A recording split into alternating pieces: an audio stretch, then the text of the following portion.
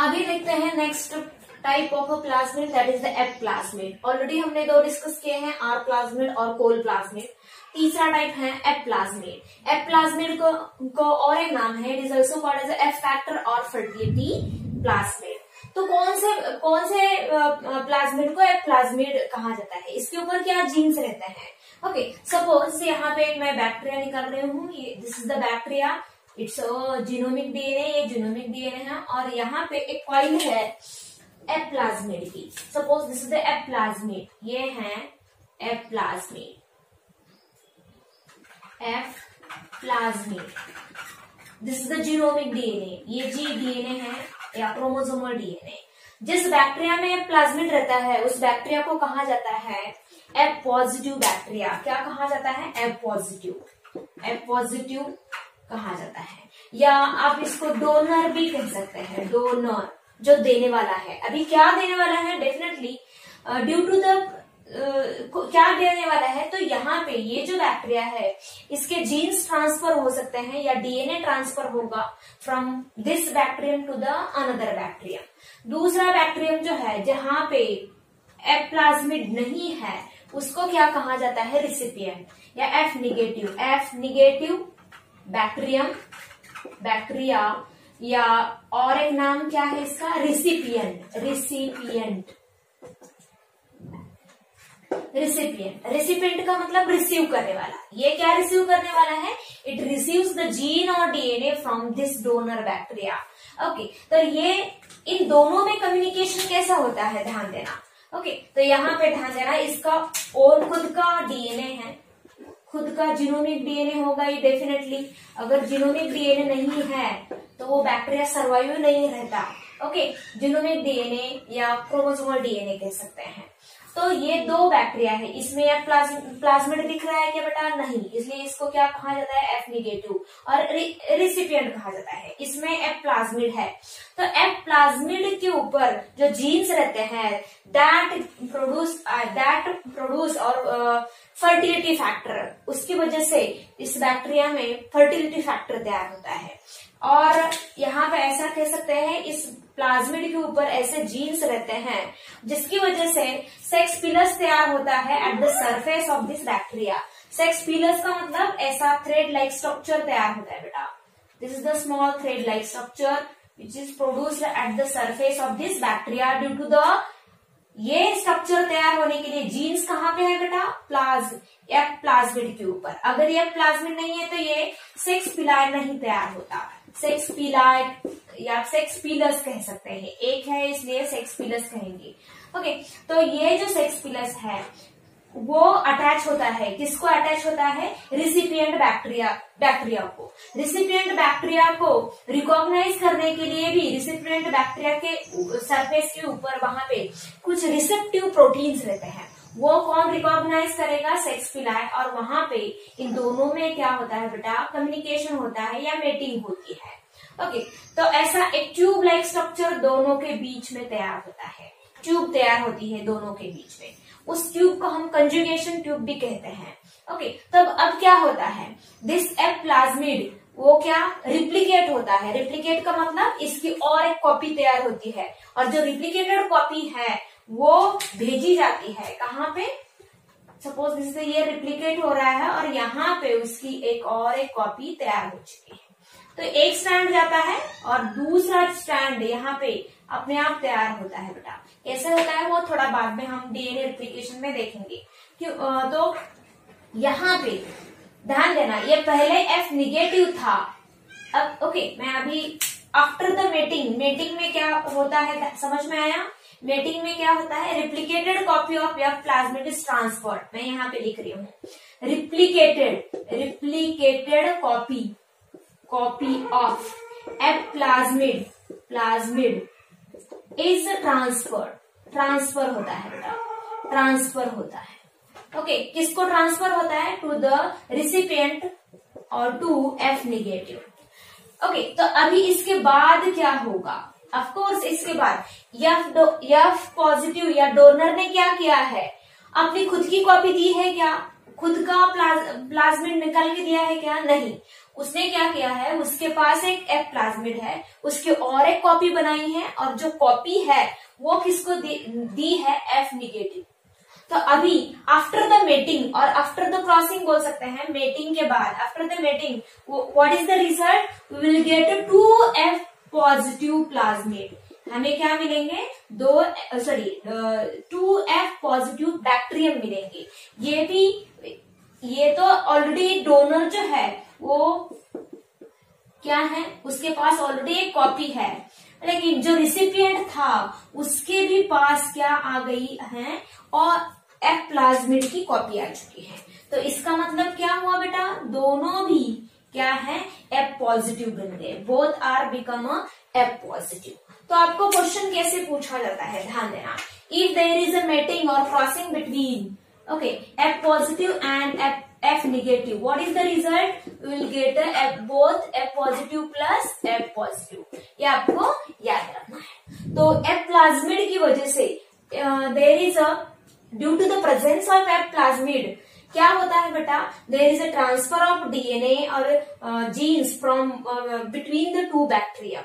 Okay, तो यहाँ पे मैं लिख रही हूँ एफ प्लाज्मिड की वजह से F plasmid have a genes, F plasmid have a jeans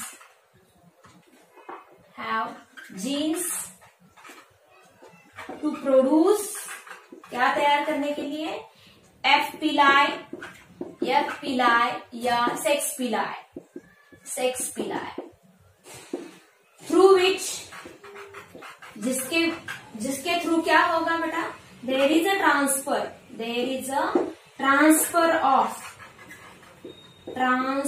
of DNA और you can say genes between two bacterium cell या बैक्टीरियल सेल, तो उसको क्या कहा जाता है, एफ प्लाज्मिड। समझ में आया? ओके, इसके बाद हम और भी कुछ प्लाज्मिड के टाइप्स देखने वाले हैं।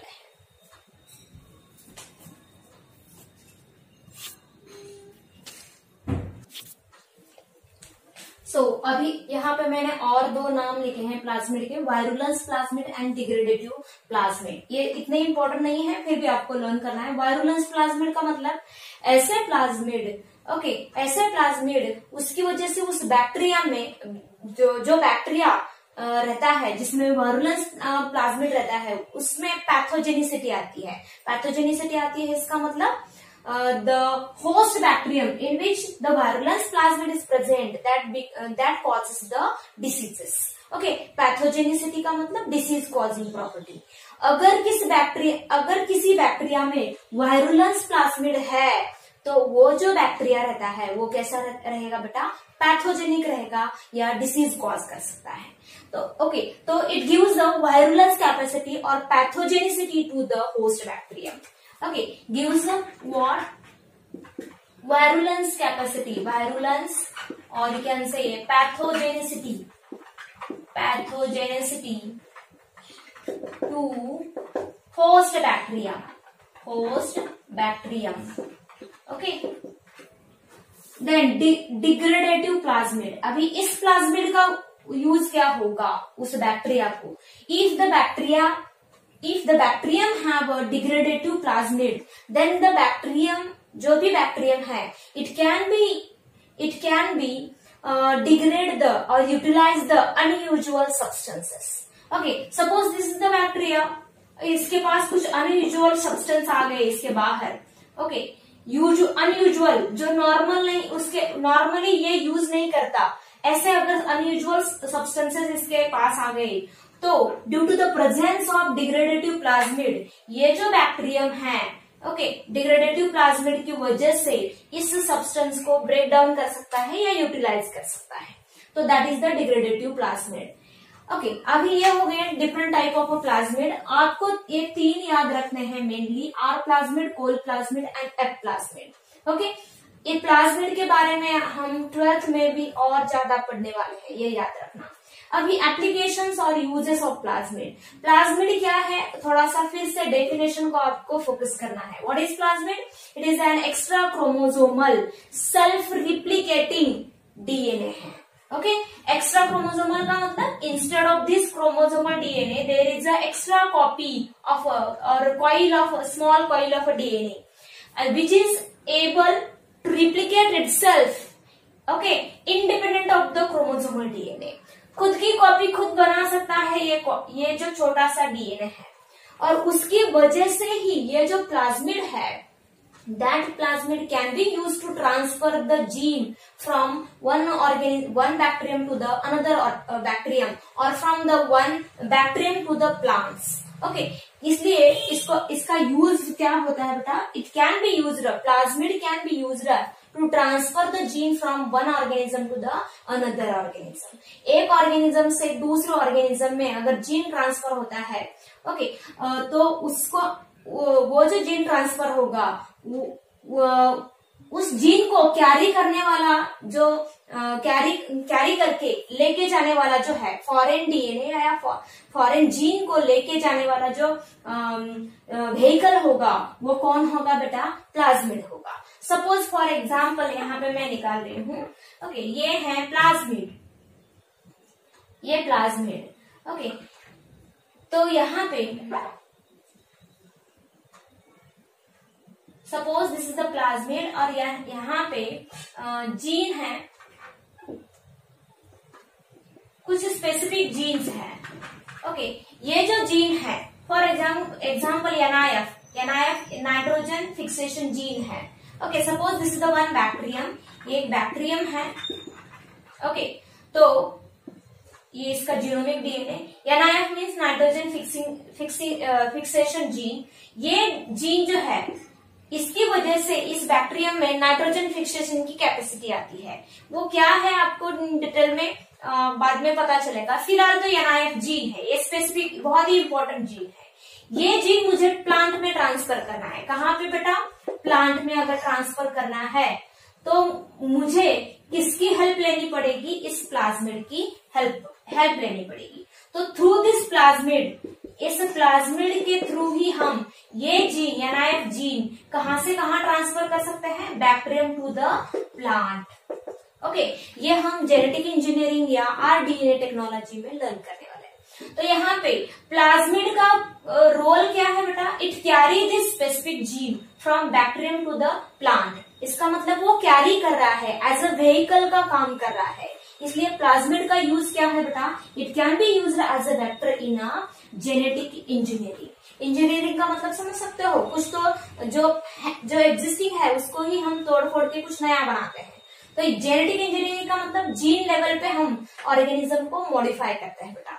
ये हम इन डिटेल में पढ़ने वाले हैं। फिलहाल तो आपको इतना ही याद रखना है, प्लाज्मिड का यूज किस लिए होता है बेटा, एज अ वेक्टर। वेक्टर का मतलब to carry the gene from one organism to the another organism. It is, vector का मतलब क्या, vector, what is vector, it is the DNA, small DNA, small DNA ही है, याद रखना, प्लाज्मिड दूसरा कुछ नहीं है। इट इज द, वेक्टर का मतलब क्या है, it is the small DNA which is used to transfer genes from one organism to another organism। Okay, उसको क्या कहा जाता है बेटा, वेक्टर। तो वेक्टर, एज अ वेक्टर किसका यूज होता है बेटा, प्लाज्मिड का। I mean plasmid can be used as a vector. Okay, this is about the application of plasmid. यहाँ पे हमने प्लाज्मिड खत्म किया है। नेक्स्ट पार्ट आता है हमारा, आई मीन प्रोकैरियोटिक सेल का नेक्स्ट पार्ट आता है मेसोसोम्स, वो हम देखेंगे।